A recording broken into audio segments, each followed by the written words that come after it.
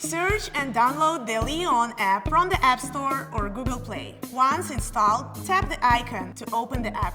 Tap Sign up with email to create a new account. Enter your email and set a password, then continue. The app will ask you to verify your email. Open the verification email and tap the button to confirm your account. Then, return to the app, log in with your email. On first login, review and agree to the privacy policy. Your email account is now ready to use with Hey2. On Android, enable nearby device and location permission. On iOS, enable Bluetooth and network access for full functionality. To activate the device, press the power button for 1 second. Follow the on-screen instructions to pair and activate.